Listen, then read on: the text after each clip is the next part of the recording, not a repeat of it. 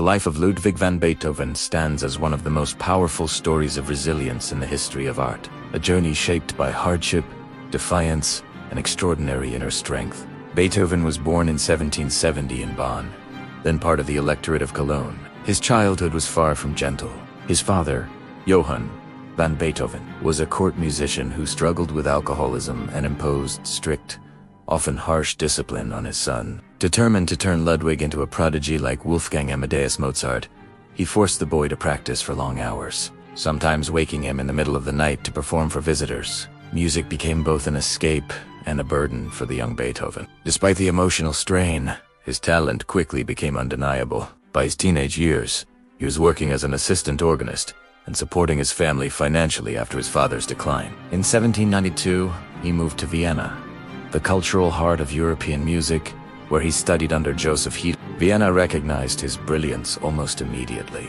His piano performances were bold and dramatic. Unlike anything audiences had experienced before, he was not merely following the classical tradition. He was expanding it. However, just as his career was rising, a devastating challenge emerged. In his late 20s, Beethoven began noticing a persistent ringing in his ears and difficulty hearing conversations. At first, he tried to hide it.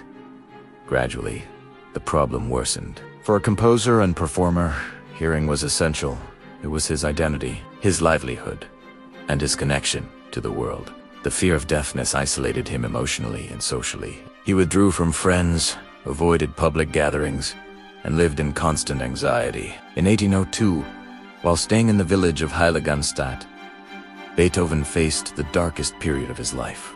In what is now known as the Heiligenstadt Testament, a letter addressed to his brothers, he confessed his despair and admitted that he had contemplated ending his life. He felt humiliated by his growing deafness and tormented by the thought that he would never again fully hear the music he loved. This moment marked the great turning point of his life. Rather than surrender to despair, Beethoven made a courageous decision. He would continue to live for his art. If he could no longer hear externally, he would rely on the music within his mind.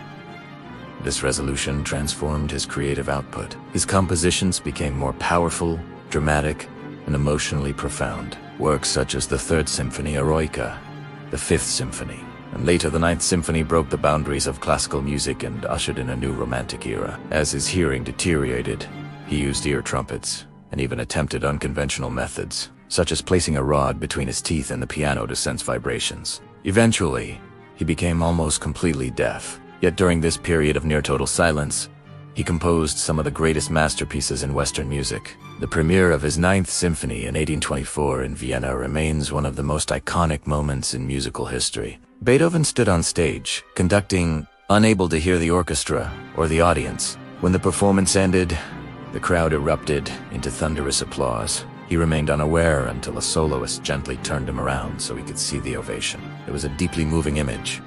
A deaf composer receiving overwhelming admiration for music he could no longer hear. Beethoven's later years were marked by chronic illness, financial difficulties, and loneliness. His personal relationships were troubled, and he struggled in a painful legal battle over the custody of his nephew. Yet despite physical pain and emotional isolation, he continued to compose until the very end. He died in 1827 in Vienna, leaving behind a legacy that reshaped the course of music forever. The moral of Beethoven's story is timeless and profound.